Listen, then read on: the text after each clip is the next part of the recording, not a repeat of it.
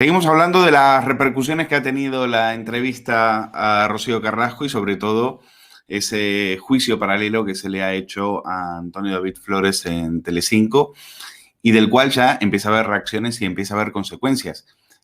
Vosotros recordaréis que dos altos dirigentes de este gobierno, Adriana Lastra y Irene Montero, ya sentenciaron a Antonio David diciendo que Rocío Carrasco certificaron ellas mismas como si fueran la propia justicia que Rocío Carrasco era una víctima de la violencia de género y por lo tanto su exmarido un maltratador, pese a que no hay ninguna prueba judicial que lo atestigue.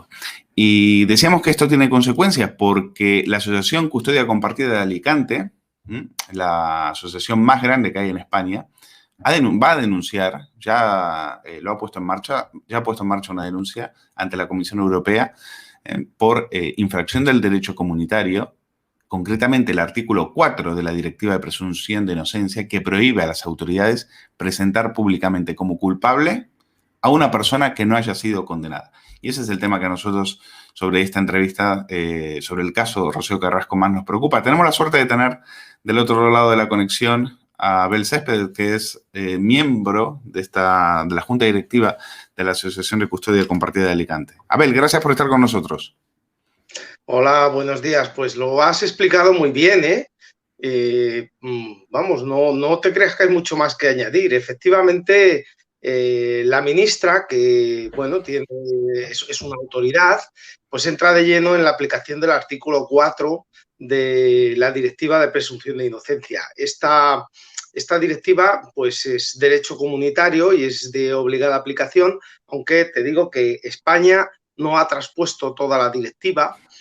Y resulta que el artículo 10 de esa directiva pues obliga a tener un procedimiento para que las personas que se vean agraviadas porque una autoridad de su país pues públicamente las acuse de haber cometido algún delito, pues se puedan oponer. Y resulta que no tenemos un procedimiento en España, no se ha traspuesto. Esa directiva se tenía que haber traspuesto en el año 2018, en abril, y no se ha traspuesto. Entonces nosotros pues hemos decidido que denunciamos, de hecho, bueno, pues ya la hemos denunciado a la ministra Montero y a España, no solo a la ministra Montero, también al Reino de España, para que la Comisión le obliga a transponer esa directiva y que haya un mecanismo para que cuando pues esto normalmente va a venir del Ministerio de Igualdad, que son las que se están saltando todo. Cada vez que hay un señor que se le acusa de malos tratos, pues se dedican a presentarle ya como culpable.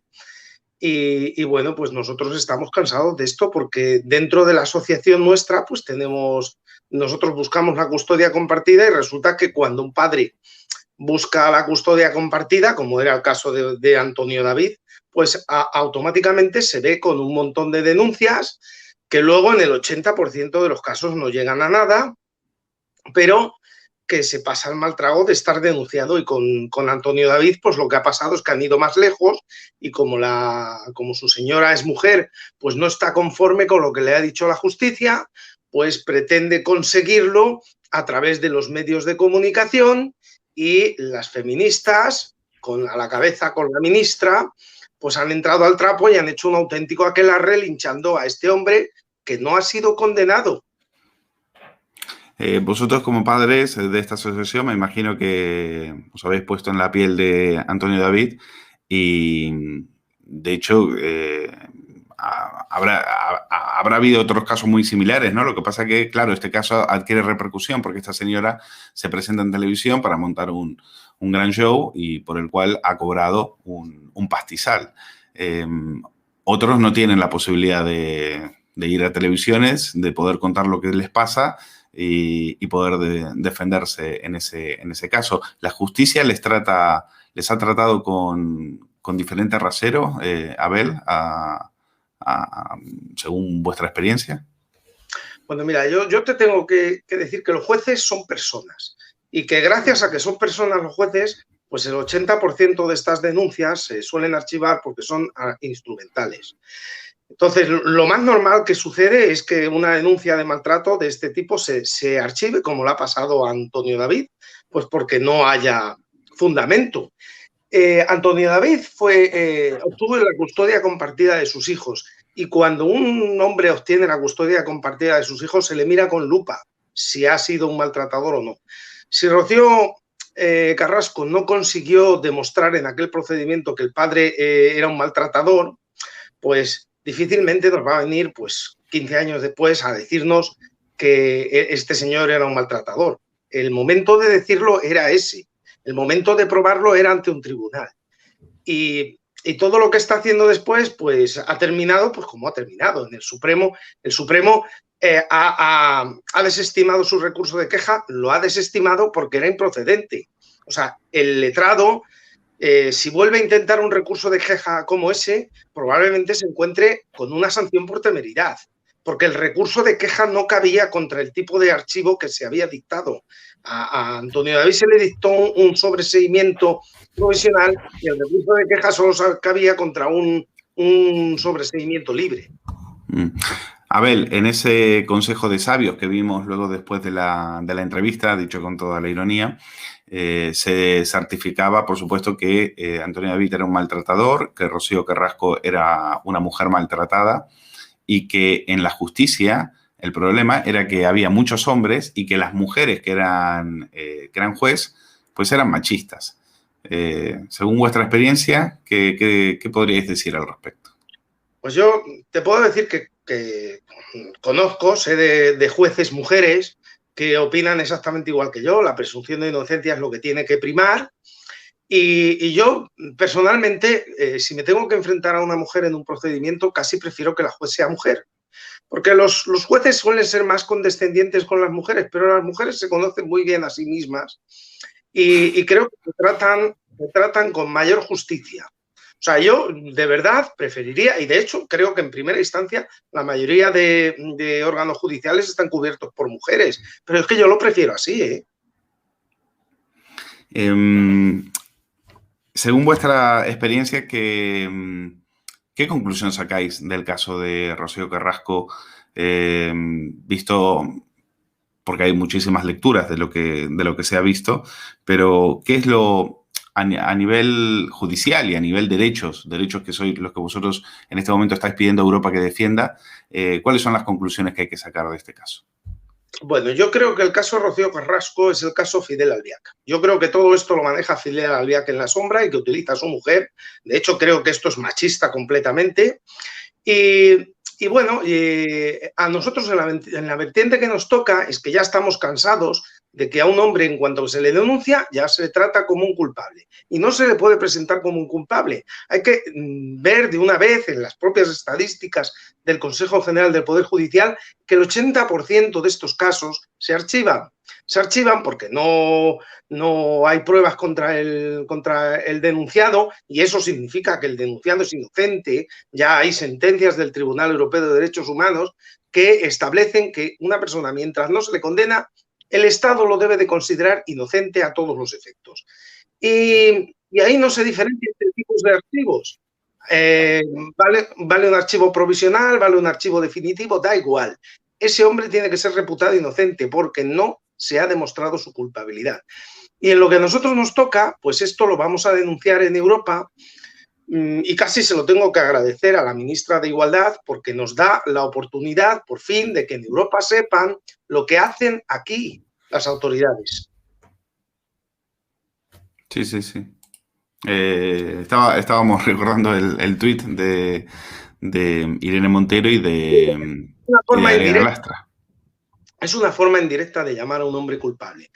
No te dicen, este hombre es culpable, no, porque eso sería ya pues casi de prevaricación. Lo que te dicen es que esta mujer es una víctima de violencia de género, pero claro, es una forma indirecta de decir que el hombre es culpable, porque, en fin, voy a citar a una juez que yo suelo seguir bastante.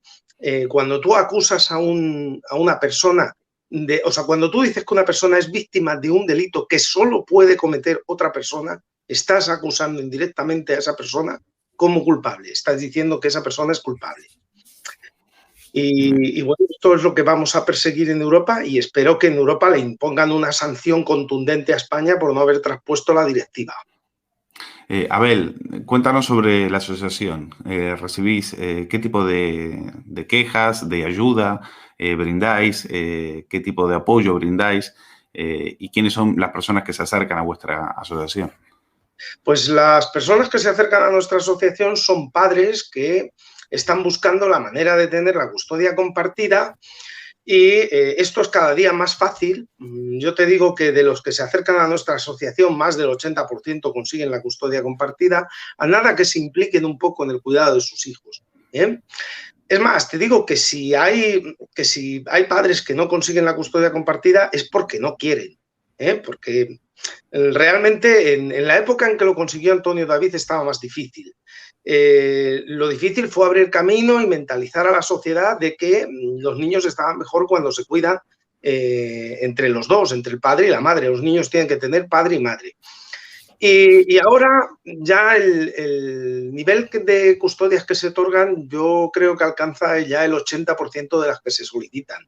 Ya tiene que ser padres que no, en fin, que no dan la talla como padre para que no se la concedan. Casos raros puede ser, pero ya están los juzgados cada vez más sensibilizados con esto y se dan. Entonces a nuestra asociación llegan padres pues que no tienen información suficiente y aquí se les da la información, cómo la tienen que pedir, cómo se tienen que comportar. Dentro de los juzgados hay una prueba que se llama la psicosocial, que es una prueba que la hacen los psicólogos. El oficio de psicólogo suele estar muy sesgado hacia las mamás. Pues Lo hemos visto en casos en los cuales se le ha dado custodia compartida a mujeres que después terminaron asesinando a sus hijos. Sí, sí. Y aquí, pues, hombre, les indicamos un poco cómo hay que ir a la psicosocial, les enfocamos un poco, pero tampoco te creas que hay que hacer o sea, que tampoco se trata de enseñarles un curso ni nada de esto. Simplemente darles unos pequeños consejos y luego, pues, dentro de la asociación tenemos un canal para resolver todo tipo de dudas rápido, de manera rápida a través de los asociados, ¿sabes? A través de la experiencia adquirida que tenemos los muchos asociados que somos. Y enseguida, pues, cuando pasa alguien que hemos pasado todos por ese trance, cuando alguno tiene un problema, una duda, se le resuelve lo antes posible. ¿Para padres y para madres también? Por supuesto, tenemos padres, madres, y no solo heterosexuales, también tenemos homosexuales, o sea, parejas de gays y lesbianas. La custodia compartida, no te creas que solo es un problema que afecta a los hombres, también afecta a mujeres sobre todo cuando están casadas con otra mujer que tienen los mismos problemas que tiene un hombre. La mujer biológica suele ser considerada como la mamá y la otra mujer que no es biológica, que no es madre biológica, la suelen tratar como un padre. Y entonces es cuando te dicen, ahora siento lo que sentís los hombres. Pero para ellas, la ley es la misma ley que se aplica en otros casos, por ejemplo. O sea, la ley que porque en el caso de la violencia solamente puede ser ejercida de un hombre hacia una mujer. En ese caso no. En el caso de las lesbianas, por ejemplo, o las parejas homosexuales, no. Es cierto que ese problema no lo tienen. Es cierto, es verdad que ese problema no lo tienen. Nosotros nuestra mayor base es de hombres. No te digo, hay mujeres también. Tenemos hombres. Y dentro de esos hombres, muchos, no te voy a decir que todos, pero sí sobre un 70% reciben una denuncia nada más solicitar la custodia compartida. Eso ya casi se lo advertimos. Según vienen a asociarse, les decimos, cuanto que tu mujer se entere que has pedido la custodia compartida, vas a recibir una denuncia. Pasarás una noche en el calabozo, tranquilo. Al día siguiente saldrás y casi con toda probabilidad esto se archivará. Pero es una cosa que vas a pasar. Infancia Libre era precisamente lo contrario a vosotros, ¿no? O sea, esa asociación que fue tachada de organización criminal era la que recomendaba a las madres directamente que secuestraran a sus hijos. Sí, Infancia Libre lo que estaba es rodeada de un conjunto de profesionales que se dedicaban a emitir informes y que con esos informes ellas pues conseguían no solo denunciar a sus maridos, parejas por malos tratos, sino justificar arraigos. Cuando ellos trasladaban a los niños, se justificaba el arraigo de los niños, se decía que esos niños podían sentir maltrato. Dentro del mundo feminista, nosotros hemos detectado que hay bastantes profesionales, no solo abogados, sobre todo psicólogos de ONGs que reciben fondos de feministas, que se dedican a emitir informes que, bueno, pues para nosotros no carecen carecen por completo de rigor. Una de las líneas que nosotros estamos siguiendo dentro de la asociación es estudiar ese tipo de informes para poderlos atacar en los tribunales. Normalmente en estos informes se suelen incluir cuestiones de hecho que no han pasado por el tribunal, es decir, la mujer viene, le cuenta a la psicóloga una serie de cuentos, porque no son más que cuentos, y esos cuentos al final son hechos que la psicóloga introduce dentro del informe y que llegan al juez. Nosotros, siguiendo la doctrina del derecho anglosajón, decimos que los hechos, o sea, cuando un informe psicológico se basa en hechos, esos hechos tienen que ser acreditados delante del juez y no delante del perito. Si una mujer llega y dice, es que mi marido me pegaba por las noches, mira, eso es un hecho, es una acusación. Y eso tienes que probarlo delante de un juez. Y cuando esté probado, el perito lo podrá coger en su informe y valorarlo. En el caso de Rocío Carrasco, ella le ha contado un cuento a sus psicólogas, pero ese cuento, esos hechos que contiene ese cuento no han sido probados delante de un juez. Ella dice, porque él me pegaba. Bueno, pues ¿has probado que te pegaba delante del juez? La circunstancia de que el informe psicológico recoja que tú has dicho que le pegaba, no quiere decir que quede acreditado que te pegaba. Solo quiere decir que tú le has contado al psicólogo que te estaba pegando. Lo que pasa, Abel, que yo ya he visto a 2 psicólogas que han salido en la cadena, en la misma cadena que ha entrevistado a Rocío Carrasco, diciendo que efectivamente había que ver el testimonio de esta señora para decir que efectivamente ella, según su experiencia, había sufrido maltrato psicológico. ¿Qué pasa con esto? ¿Qué pasa con las psiquiatras? ¿Qué pasa con los psicólogos? ¿Qué pasa con los psicopedagogos? Que son los que emiten informes y creo que, como tú decías, más bien sesgados o ideologizados. Vamos a ver, el problema de los informes, sí, ciertamente hacen ellos muy mal en presentar un informe que está sesgado y ciertamente hay un delito en el Código Penal para ese tipo de informes que ocultan información o no dan toda la información relevante. Pero esto es una labor más del abogado de la defensa. El abogado de la defensa no tiene que dejar pasar un informe de ese tipo. Lo tiene que impugnar desde la A a la Z. Y lo primero que tiene que decir es, señoría, mire, este informe contiene multitud de hechos que no han sido valorados por su señoría. Para un informe pronunciarse sobre una serie de hechos, primero el juez tiene que decir que esos hechos son ciertos, porque si no, arrastran todo el informe. Si el informe se basa en unos hechos que simplemente los ha manifestado una de las partes, eso no tiene garantía ninguna. Al final, arrastran la veracidad del informe. ¿Bien? Eso además conecta directamente con la función jurisdiccional, porque mira, el perito en el derecho español ocupa un puesto de asesor para un tema que el juez no conoce, el juez no es psicólogo, encarga una prueba pericial psicológica. Entonces, la prueba pericial psicológica se integra dentro de la función jurisdiccional porque lo que hace es ayudar al juez a dictar sentencia, bien, sobre hechos que él no domina. Entonces, si la veracidad de ese informe ya está cuestionada porque está incorporando cuestiones de hecho que no las ha visto su señoría previamente, entonces el informe no vale nada. Y esa es labor del abogado defensor, impugnar todos los informes. Yo he visto gente condenada por informes que no han sido impugnados en su momento. Ya. Bueno, al principio de la charla me dio la sensación de que os sentíais más respaldados por la justicia. ¿Crees que está cambiando la percepción de cara en otro momento me da la sensación que el testimonio de Rocío Carrasco hubiese sido menos cuestionado? pero ¿crees que en este momento la gente, la sociedad está empezando a recapacitar sobre algunas cuestiones, sobre las injusticias que se cometieron sobre muchos hombres, por ejemplo, acusados falsamente, sobre el tema, sobre las mafias que habían en torno al tema de la custodia compartida, sobre el sesgo que hay en los medios de comunicación sobre este tema y la utilización de los partidos políticos en torno a la mujer? Yo creo que los jueces, sobre todo los jueces de los órganos unipersonales, que son los que están abajo en primera instancia, sí son conscientes de todo lo que hay detrás, de esta caza de brujas que ha iniciado el feminismo, y yo confío mucho en este tipo de jueces de órganos unipersonales. Luego, lo que pasa es que cuando llegamos a nivel de audiencia provincial o del Tribunal Supremo, ahí son jueces políticos, ahí no se entra por oposición. Ahí los designan a través del Consejo General del Poder Judicial. Y tenemos gente como Magro Servet, que está en la Sala Segunda del Tribunal Supremo, que está postulando lo que llaman la perspectiva de género dentro del derecho. ¿La perspectiva de género qué es? Pues mira, la perspectiva de género es una forma de torcer el derecho.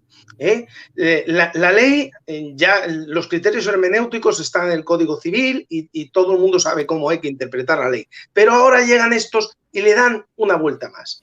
Y hay que interpretar la ley a favor de la mujer. Eso es la perspectiva de género. Esto no es nuevo, ¿eh? Ya había corrientes en la Alemania nazi, ya había corrientes jurisprudenciales que invocaban esta forma de interpretar la ley políticamente para conseguir los objetivos políticos. El derecho de autor, lo que se llama derecho de autor, ¿no? Sí, el derecho de autor está más referido al derecho penal de autor, es decir, a que una persona comete un delito porque lo hace esa persona.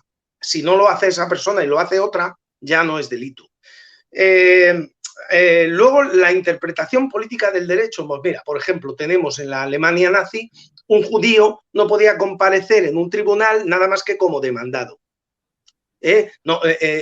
Como acusado. Bien, pues aquí en España ahora mismo hay un tribunal, los juzgados de violencia de género, donde un hombre solo puede comparecer como acusado, jamás como acusador. ¿Esto qué es lo que hace? Genera en los jueces, en los operadores jurídicos, jueces y fiscales, la idea de que el hombre es malo, porque como se acostumbran a ver que todos los que pasan por allí son acusados y nunca ven a uno de acusación, pues generan la idea, y la idea en la sociedad, de que el hombre es malo, que es lo que al final es. No por nada se llaman tribunales de excepción. Sí, aquí te van a decir que son tribunales especializados, pero en realidad son tribunales de excepción porque exceptúan a una parte. Hay una parte predeterminada de la población que no puede comparecer en ese tribunal. Por eso es un tribunal de excepción. Por mucho que ellos te digan especializados. No, es que por medio de la especialización lo que han conseguido es una parte predeterminada de la población, que son los varones, aquí no pueden comparecer más que como acusados. Exacto. Bueno, y también también escuchábamos a este tipo ayer a las analistas, a muchas de estas analistas, decir que finalmente con un solo testimonio, con el solo testimonio de la mujer, ya bastaba, que el problema era que, lo que te comentaba antes, el machismo de los jueces, es decir, toda una serie de realidades que no tienen nada que ver, toda una serie de ficciones que no tienen nada que ver con la realidad que vivís vosotros y que vivís ahí de cara a los banquillos y de cara a los tribunales. La televisión en esto no ha ayudado en absoluto, ¿no? Bueno, la televisión lo que está haciendo día a día es crear una realidad paralela, como si aquí todas las víctimas del delito fuesen mujeres y no hubiese hombres. Mira, por ejemplo, el suicidio.